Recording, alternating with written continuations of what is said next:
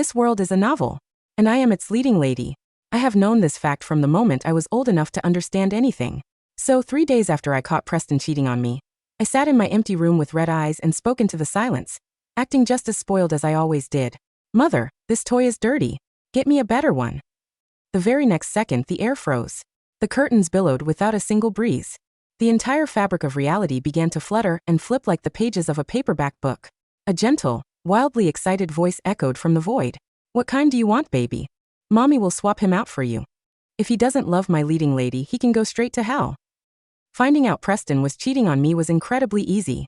The way he hit his phone screen, the canceled dates, the sudden distance. The signs were glaringly obvious. When a man loves you, he wants to tear his entire world open and lay it at your feet. When he doesn't love you anymore, even a piece of plastic and glass becomes a highly classified restricted zone. I used to be able to grab Preston's phone whenever I wanted. His passcode was my birthday. He used to tell me that I was allowed to see every single important thing in his life. Back then, Preston really was perfect. At least, when he still loved me, he was perfect. When my hands were freezing in the winter, he would tuck them into his heavy wool coat. When I worked myself into a stomach ache during endless board meetings, he would cancel $100 million contract signings just to bring me medicine. When his grandfather tried to force him into an arranged marriage with another heiress, he knelt in the pouring rain outside the Lancaster estate for an entire night, just to beg my father for my hand. I remember him looking at me with bloodshot eyes, his voice trembling. Audrey, I can lose absolutely everything else. But I cannot lose you. I believed him back then, because I was the female lead, and he was my leading man. The romance between the two main characters was supposed to be the strongest, most brilliant, most incorruptible thing in this entire universe. So when I first noticed him changing, I didn't even suspect infidelity. I just thought he was overwhelmed with work. Harrington Corp was in the middle of negotiating a massive merger with Apex Ventures. The project was worth billions. It made perfect sense for him to be working late into the night. When he didn't text back, I made excuses for him. When he said he had back-to-back meetings, my heart broke for his exhaustion. When he said he couldn't make it to dinner, I had my private chef send hot soup to his office. Until that one rainy night, I waited outside the Harrington Corp headquarters for 2 hours. The rain was coming down in sheets. I sat in the back of my car, watching the lights on the top floor of his building flick off one by one. My driver turned around for the 3rd time. Miss Lancaster, would you like me to call Mr. Harrington? I looked down at my phone. Half an hour ago, I had texted him. When are you coming down? I'm waiting out front. He didn't reply. 10 minutes ago, I texted again. It's raining so hard. I just really want to see you. Still nothing. I was never a clingy woman. I grew up knowing I was the main character, which meant I was suffocated by the world's love. My father loved me. My friends loved me. The readers loved me. Even Mother, the author who wrote this universe into existence, played favorites with me so blatantly it was almost unfair. I never lacked love, so I never needed to act needy just to prove I was loved. But that night, I just desperately wanted to see him. Maybe it was because we hadn't sat down for a proper dinner in 17 days. Maybe it was because I had spent 4 hours sparring with a bunch of corporate sharks in the boardroom that afternoon. I won beautifully, but I felt inexplicably drained. Or maybe it was because for the past 2 weeks, a strange, creeping anxiety had been gnawing at the edges of my heart. Like a flawless porcelain vase that looked perfect on the outside, but was secretly harboring a hairline fracture within. I wanted to see him. I wanted to hear his low, gravelly voice call my name. I wanted him to pull me into his arms. Just one hug. That was all I needed. But I didn't get him. Instead, I watched a sleek black Bentley roll out of the underground parking garage. I knew that license plate by heart. It was Preston's car. As the vehicle glided past me, the rear window was rolled halfway down. I saw Preston. And I saw the woman resting her head on his shoulder. She was wearing a white knit dress. Her hair was damp, her face pale. She looked like a fragile little wallflower battered by the storm.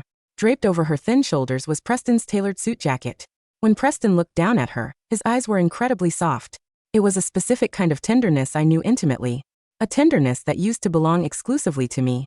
My driver saw it too. All the color drained from his face. Miss. I raised a hand, signaling him to stay quiet. The silence inside the car became deafening. I watched the Bentley disappear into the curtain of rain, and a sudden urge to laugh bubbled up in my throat. So my anxiety hadn't been paranoia after all. My leading man really was tainted. I didn't chase after them that night. I went straight to our new house. It was a sprawling custom estate we bought right after getting engaged. The architecture, the interior design, every single detail was handpicked to my taste. Preston had told me this would be our home after the wedding. He said it while kneeling in the dirt of the backyard, planting a row of rosebushes for me. This untouchable, elite billionaire had his expensive white sleeves rolled up to his elbows, his hands covered in mud. I had crouched next to him, teasing him. Mr. Harrington, isn't this ruining your ruthless CEO aesthetic? He looked up at me, his eyes catching the sunlight. For Audrey Lancaster, I'll throw away any aesthetic I have. But now he wasn't throwing away his aesthetic.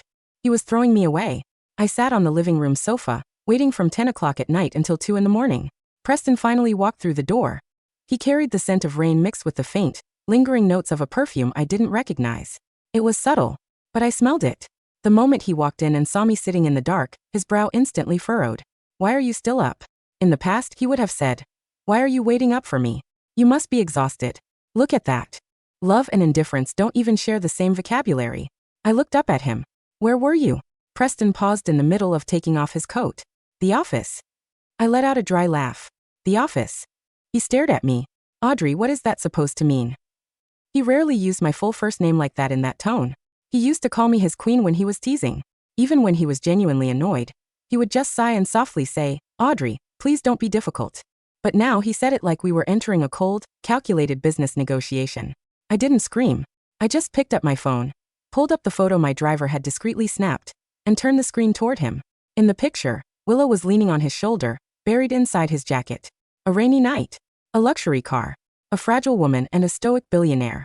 It looked exactly like a promotional poster for a romantic movie. Except, I was supposed to be the female lead of this story. I asked him, who is she? Preston glanced at the screen. His expression barely shifted. He didn't even look panicked. And honestly, his absolute calm hurt far more than panic ever could. Because his lack of panic meant he had already rehearsed this exact confrontation in his head 1,000 times. He said, she's a new project assistant. Willow. I nodded slowly. Does a project assistant need to wear your clothes and use your shoulder as a pillow?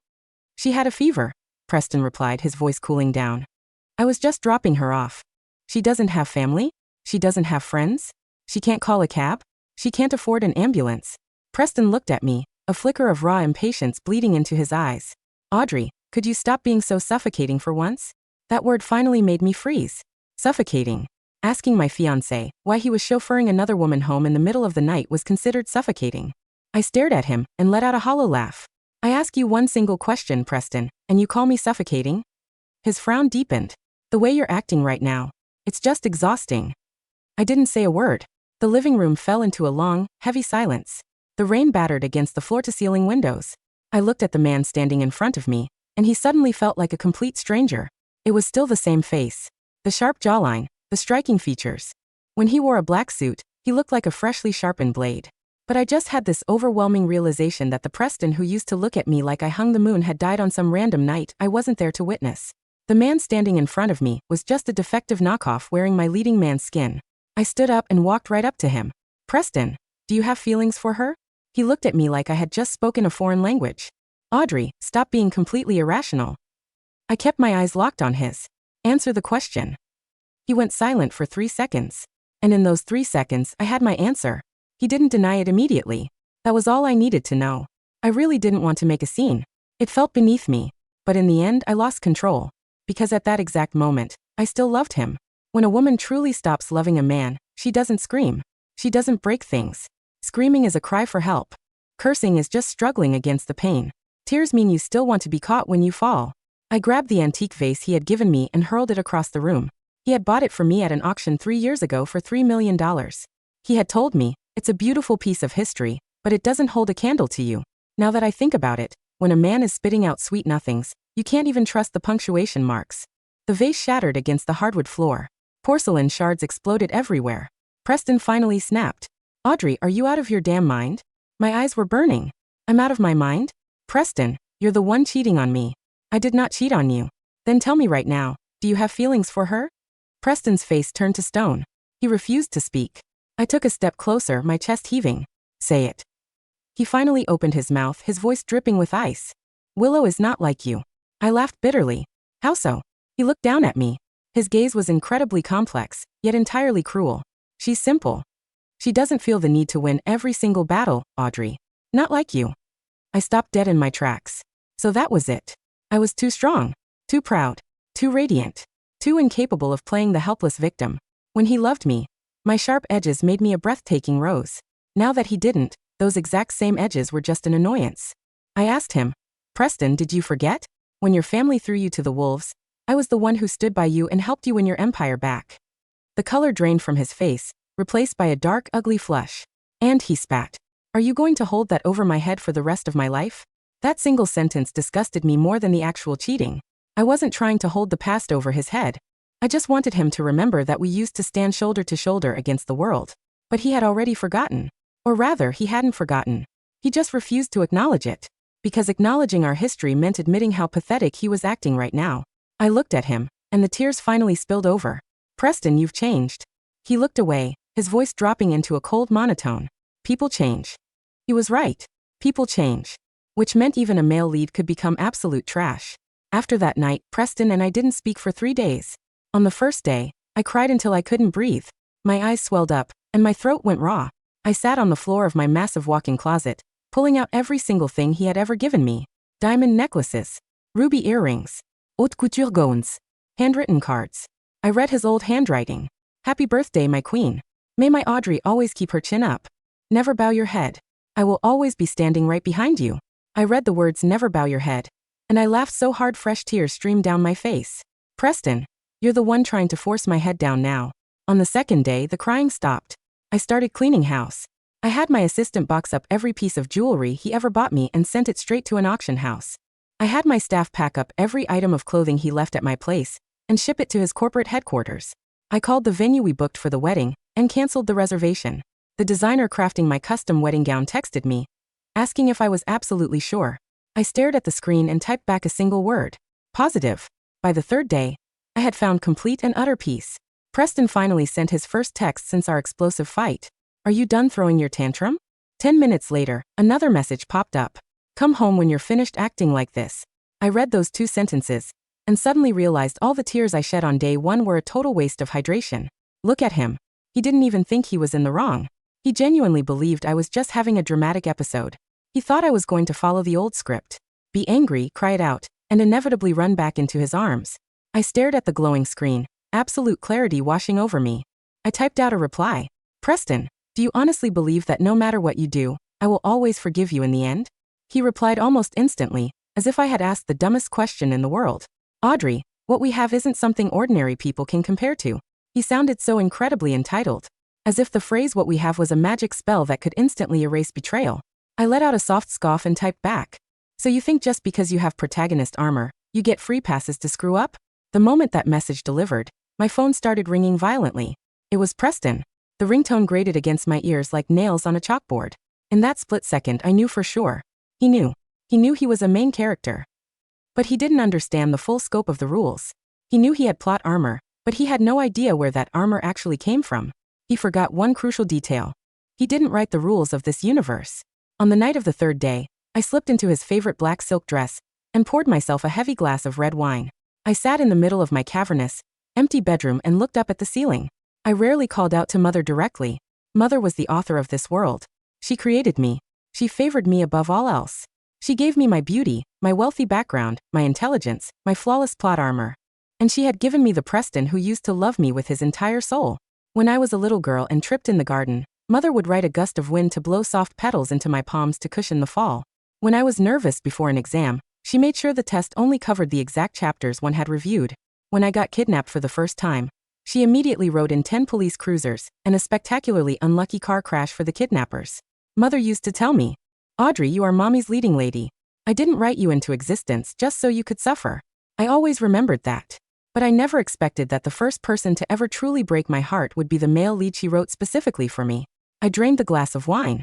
My eyes were still slightly red, but my voice was completely soft. Just like when I was a little girl asking for a favor. Mother, this toy is dirty. Get me a better one. And so, the world hit pause. The curtains billowed. Every light in the room flared blindingly bright, then dimmed all at once. I heard the sound of pages turning. 1 page. 2 pages. 3. It sounded like someone angrily flipping through a manuscript that had gone horribly wrong. Then Mother's voice echoed in the room. She sounded loving, thrilled, and laced with a barely contained homicidal rage. What kind do you want, baby? Mommy will swap him out for you. If he doesn't love my leading lady, he can go straight to hell. My eyelashes fluttered, and I finally smiled. In that exact moment, I knew.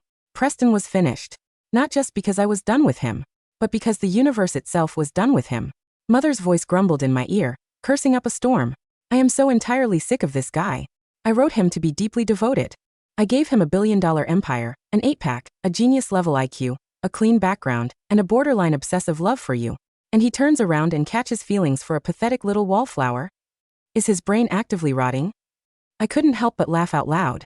Mother, your language is very unprofessional for an author. Mother scoffed. He's cheating on my daughter. Why the hell would I care about being professional? Tell me, baby, what exactly are you looking for in the new one? I leaned back against the velvet sofa and actually thought about it. He needs to be gorgeous. Obviously, Mother replied. Better looking than Preston. He needs to be rich. Filthy rich. Richer than Preston. He needs to be obedient. Taking notes on that one. And he needs to be a little unhinged. Mother went silent for 2 full seconds. Then her voice spiked with pure excitement. Baby, you've finally grown up. I was speechless. She didn't need to sound quite so proud. I swirled the remaining drops in my glass. But not the irrational, annoying kind of crazy. I want him to be a ruthless monster to the rest of the world, but perfectly behaved when he's with me. Mother snapped her fingers. Understood. A gentle, unhinged, devoted hound. The absolute premium upgrade. I nodded. Add a little bit of danger. Done. And he absolutely cannot have a soft spot for helpless little white lotuses. Mother's voice dropped to absolute 0. I'd like to see any of them try. I smiled. Mother. Will Preston regret it? Mother stayed quiet for a moment. Then she said, yes. But not because he deserves the luxury of regret. He's going to regret it because Mommy is going to show him exactly what it looks like when a male lead gets reduced to absolute garbage in just 3 days. I lowered my eyes. The lingering ache in my chest was slowly being smoothed away. Not because I wasn't sad anymore, but because I knew my sadness wasn't going to be a pointless waste of energy. There are so many women in this world who have to swallow their pain and suffer in silence. But I was different. I was the female lead. If I suffered, the heavens would rewrite the script just to make it right. This was a romance novel, after all. When I woke up the next morning, the sunlight was pouring through the windows. I walked downstairs in my silk robe. My butler informed me that Preston was here. He was sitting in the living room, looking terrible. We hadn't seen each other in 3 days, and he looked visibly exhausted. I used to hate seeing him like this. A single crease in his brow used to make my heart ache. Now looking at him just felt like a mild annoyance. Preston stood up when he saw me coming down the stairs. His eyes locked onto my slightly swollen eyelids, and he hesitated. You've been crying? I gave a dry smile. Isn't it obvious? His brow furrowed deeply. Audrey, we really don't need to make this so ugly. Ugly? There he goes again. I walked over to the sofa, sat down, and took a sip of the coffee my maid handed me. Did Mr. Harrington come all this way just to lecture me? He hated it when I called him Mr. Harrington. Predictably, his expression darkened.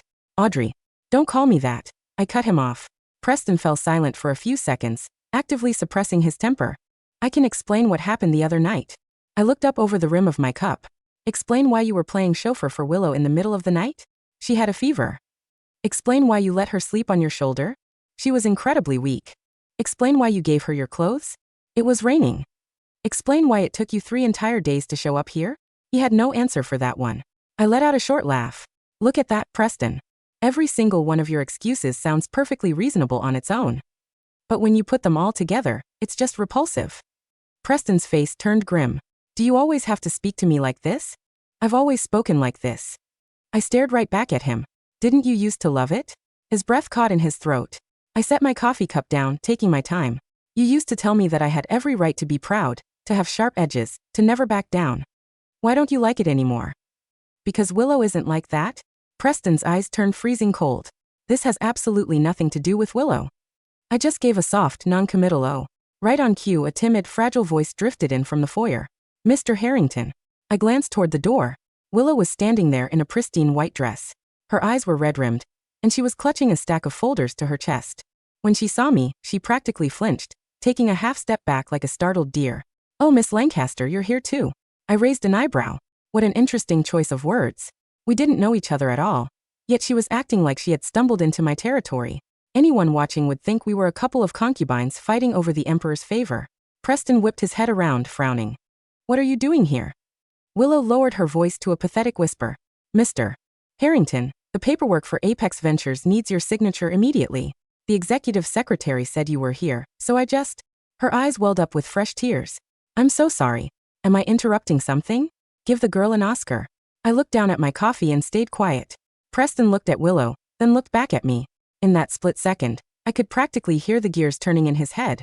Willow was fragile and helpless. I was cold and dominant. Therefore, he automatically assumed I was about to verbally destroy her. Sure enough, his next words were aimed at Willow. Go wait for me outside. Willow bit her lower lip. But the documents. Outside. A single tear spilled over her lashes. She shot me a terrified glance, spun on her heel, and practically sprinted out the door. I clapped my hands slowly. Spectacular. Preston's face was livid. Audrey, are you happy now? I looked at him like he was insane. She ran away on her own. What does that have to do with me? Did you really have to push her like that? I almost laughed in his face. What exactly did I say? Preston froze. Because I literally hadn't said a single word to her. But his savior complex was so deeply ingrained that he instinctively blamed me for her tears. I looked at him, and the very last shred of nostalgia I held in my heart was thoroughly, completely eradicated. Preston. What? Did you know? 3 days ago, I was actually pretty heartbroken over this. His eyes flickered. I kept going. But I'm not heartbroken anymore. He seemed to realize where this was going. A muscle in his jaw twitched. What are you trying to say?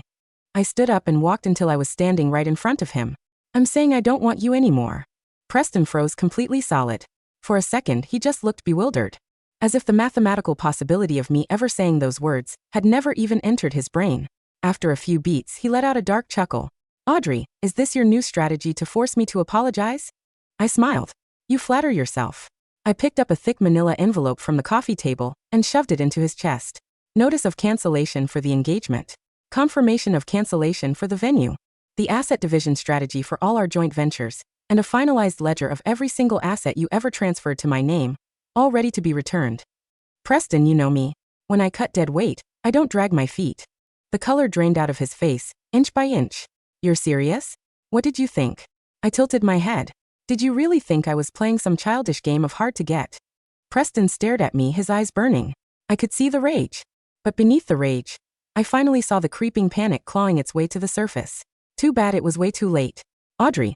His voice dropped into a low, commanding register. Calm down. My smile only grew sweeter. I've been calming down for 3 days. I am completely, entirely calm.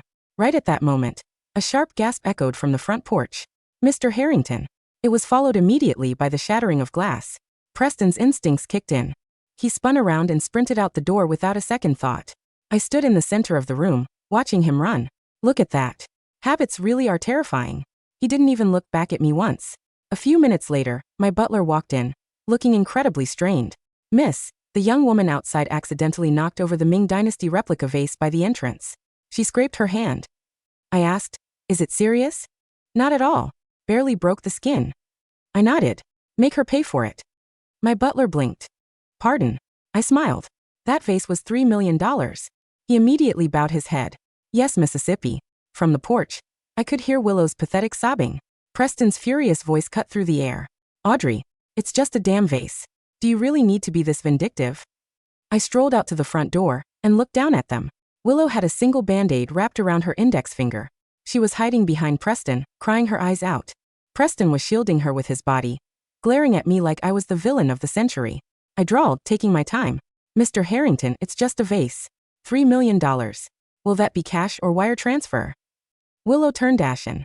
I didn't mean to. I nodded sympathetically. Oh, so if it's an accident, it's free? Good to know. If I accidentally bulldoze the Harrington Corp headquarters, I assume I won't have to pay for that either.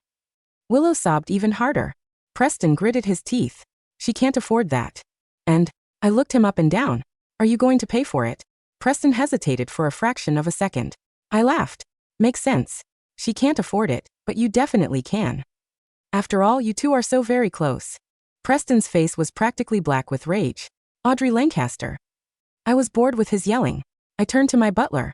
Add it to his tab and have the legal department draft the lawsuit. Then I looked back at Preston. Mr. Harrington, the gate is that way. Take your little project assistant and get off my property. After dropping that line, I felt better than I had in weeks. Maybe it was the sheer power trip of having main character privileges. Or maybe it was just knowing that my shiny new toy was going to arrive very soon. That very night, disaster struck Harrington Corp. Apex Ventures abruptly announced the immediate suspension of all merger negotiations. Preston had been bleeding himself dry over this project for 6 months. He had bet the entire next 3 years of the company's strategy on this deal. The second the news broke, Harrington Corp's stock plummeted, wiping out billions in market value in a single afternoon. The financial news networks were having a field day. I was sitting in my dining room eating dinner when my phone started vibrating off the table. The vibrating phone on the mahogany dining table hummed like an angry hornet.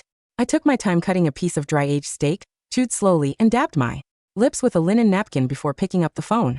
It was Preston. His voice was hoarse, stripped of his usual calm authority. "Audrey, did you do this?" I gestured to my butler to pour a fresh glass of sparkling water. "Did I do what, Mr. Harrington?" "Apex Ventures," he rasped, the sound of papers frantically rustling in the background. "The board of Apex just canceled the merger. They cited a sudden reevaluation of Harrington Corp's executive leadership ethics." "That's your family's doing, isn't it? Your father used his connections to freeze my deal." I let out a soft, melodious laugh. "Preston, you really do overestimate your place in my world," I said smoothly. "My father hasn't even looked at your file today. Why would he waste his afternoon on a falling stock when he could be playing golf?" "Don't play games with me, Audrey," he shouted, his composure shattering over the line. "I bet half my company's liquid assets on this merger.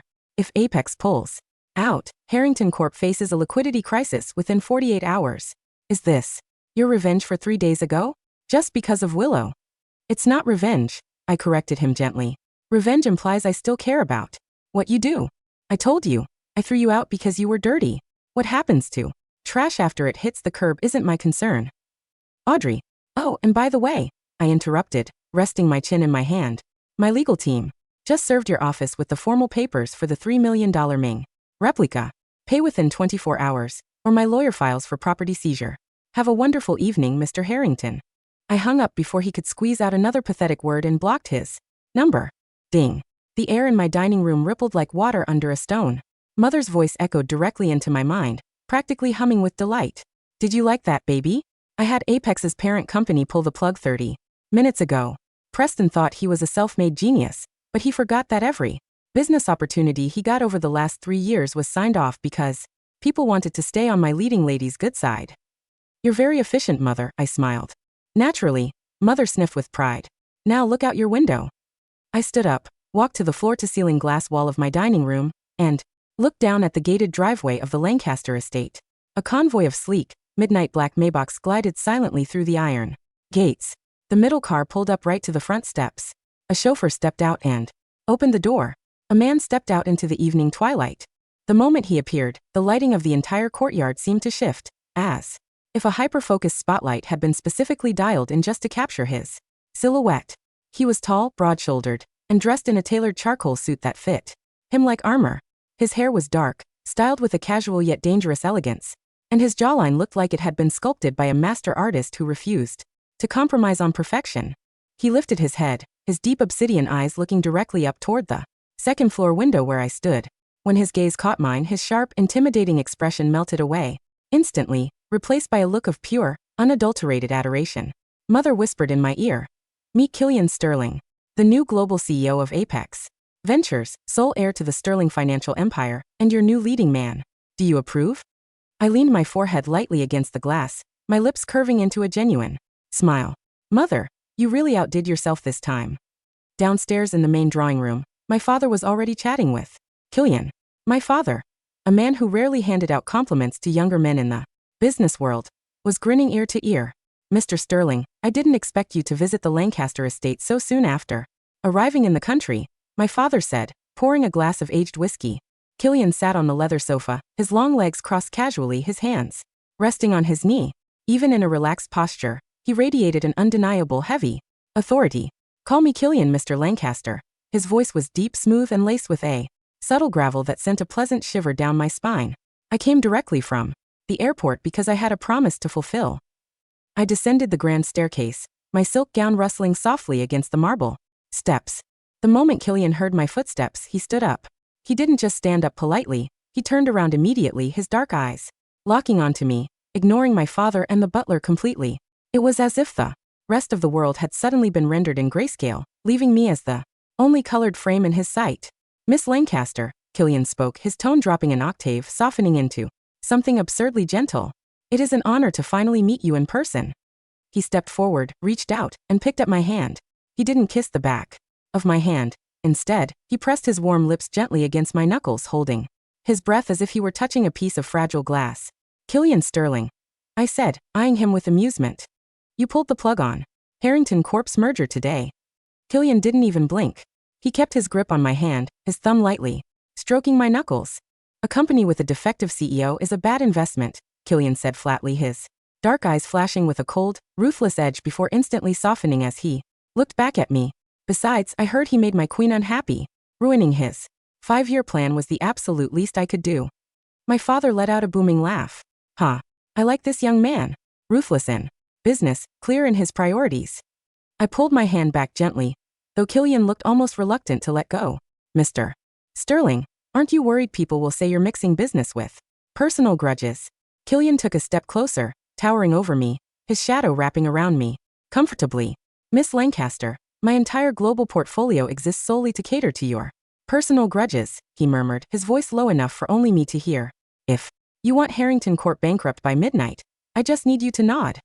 I looked at his sharp, breathtaking face, noticing the dangerous spark in his eyes. Mother wasn't lying. He really was an unhinged hound, wrapped in a multi-billion-dollar tailored suit.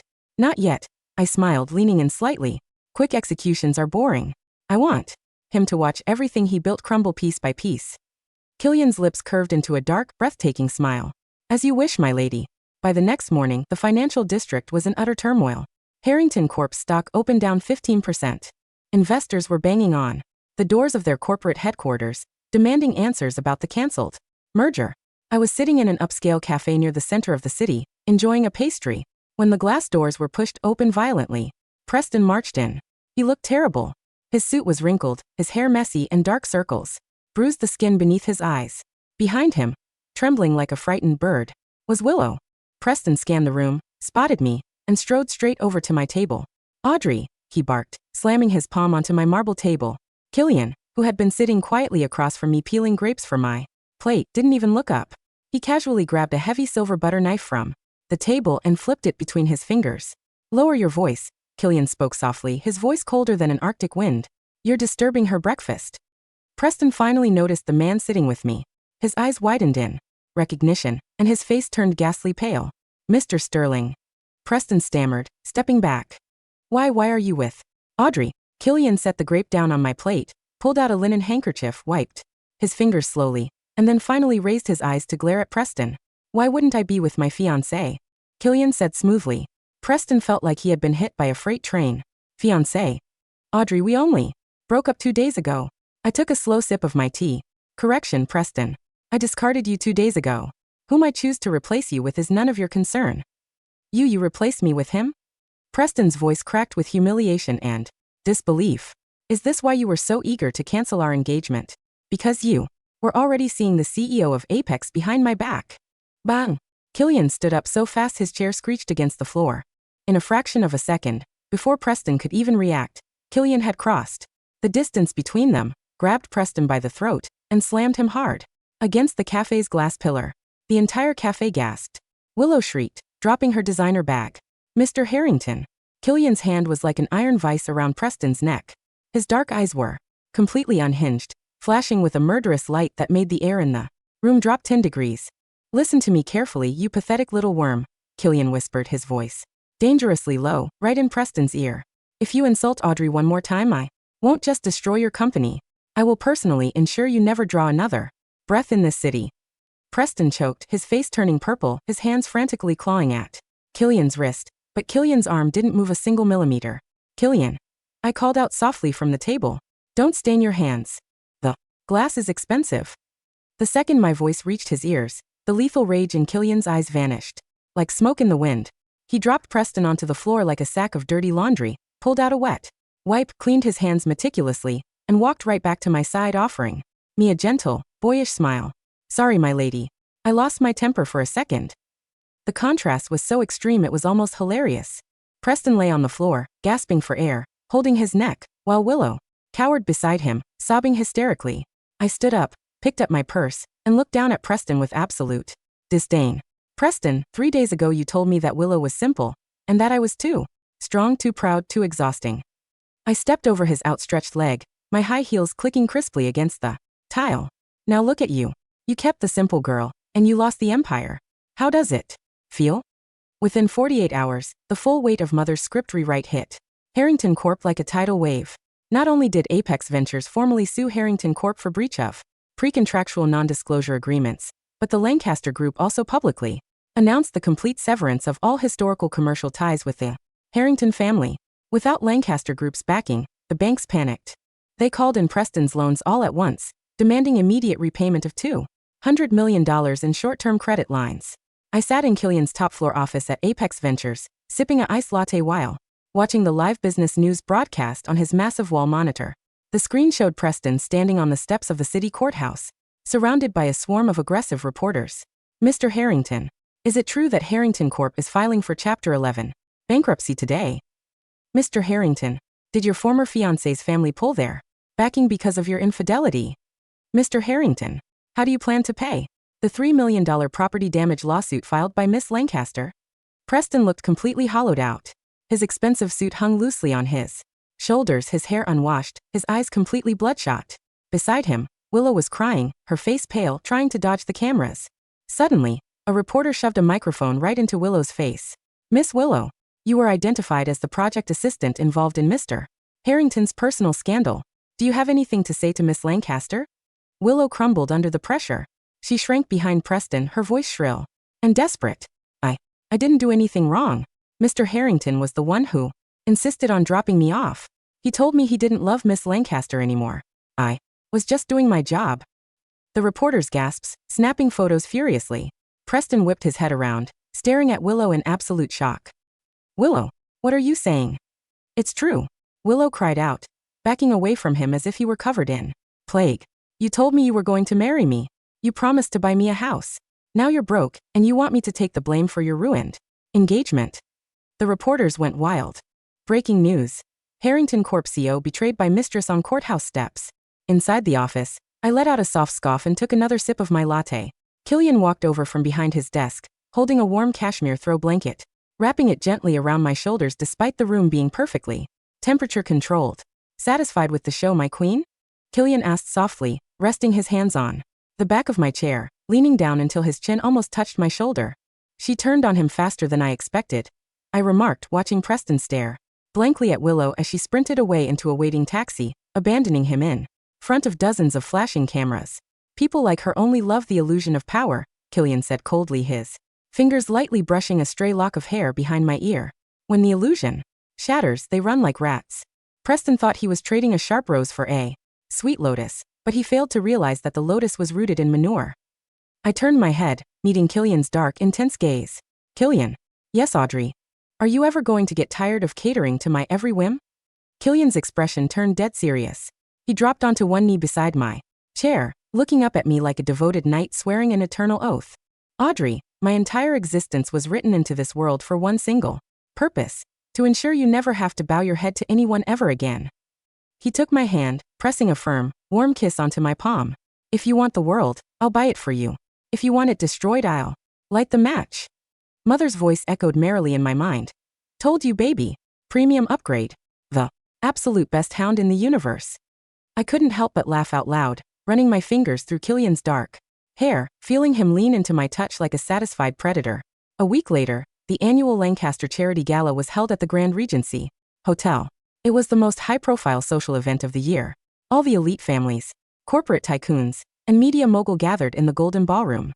I arrived wearing a custom midnight blue silk gown covered in hand-stitched diamond constellations, my arm linked with Killian's. Killian looked devastatingly handsome in a bespoke black tuxedo, his presence dominating the entire room the second we walked in. People lined up just to greet us. Miss Lancaster, you look absolutely radiant tonight. Mr. Sterling, congratulations on Apex's latest acquisition. While we were speaking with a senior diplomat, a sudden commotion erupted near the entrance of the ballroom. A man dragged himself through the security checkpoint, shouting hysterically. It was Preston. He had somehow managed to sneak past the outer gates. He was wearing an old, dirty suit, his face covered in stubble, his eyes wild with a terrifying mixture of grief, madness, and regret. Audrey, Preston screamed, pushing past two waiters, stumbling toward the center of the ballroom. Audrey, please, look at me. The music cut out. The wealthy guests backed away in disgust, whispering scandalously. Security guards rushed forward to tackle him, but I raised my hand slightly, signaling them to stop. Killian's eyes instantly turned pitch black, his jaw clenching as he stepped in front of me defensively, but I lightly touched his arm, stepping up beside him. Preston fell onto his knees 10 feet away from us, sobbing hysterically, his hands digging into the plush red carpet. Audrey. Preston wept, his voice raw, completely stripping away every last drop of his former CEO pride. I was wrong. I was insane. I was blind. He reached out toward me with trembling hands. I didn't love Willow. I never loved her. I was just stupid. I thought you were too strong. I thought you didn't need me anymore. I missed the feeling of being needed. He slammed his forehead against the floor, crying like a broken child. Please, Audrey, give me one more chance. I'll give up everything. I'll work for your father. I'll be your shadow. Just don't throw me away like this. The entire ballroom fell into a suffocating silence.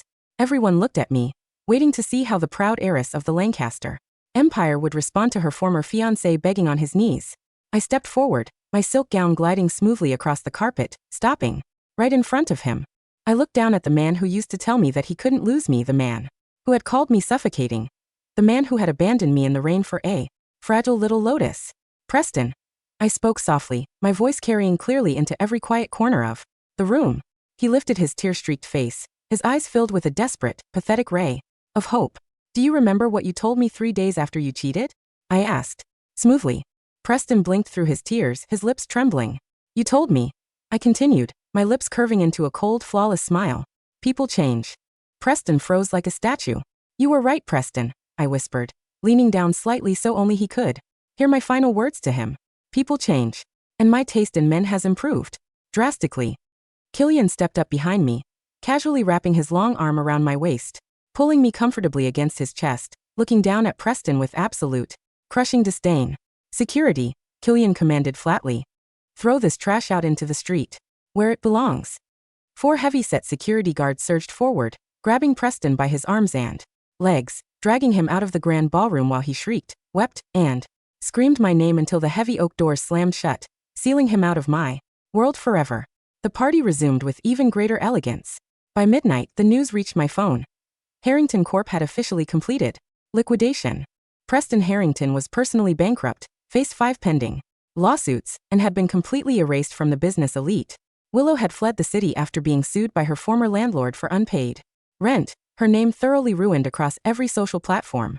I stood on the private terrace of the top floor, sipping champagne, looking out at the glittering night lights of the city. The cool night breeze swept through my hair. A warm, heavy coat was gently draped over my shoulders. Killian stepped up behind me, wrapping his arms around my waist, resting his chin lightly on my shoulder, breathing in the scent of my perfume.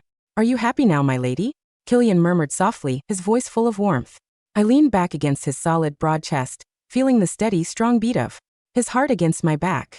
Mother's voice echoed one last time in my mind, light-hearted and sweet. The story is complete, baby. You are the undisputed leading lady, and your leading man will love you obsessively for the rest of your days. Happy ever after. I smiled, raising my glass toward the vast, starlit sky. Yes, Killian, I whispered, turning my head to press a soft kiss against his cheek. I am very happy. Killian smiled, his dark eyes sparkling with infinite devotion as he turned my face toward his, leaning down to capture my lips in a deep, breathtaking kiss. Under the midnight sky. In this world, the script was mine to command, the universe was my plaything, and the romance was finally, perfectly real.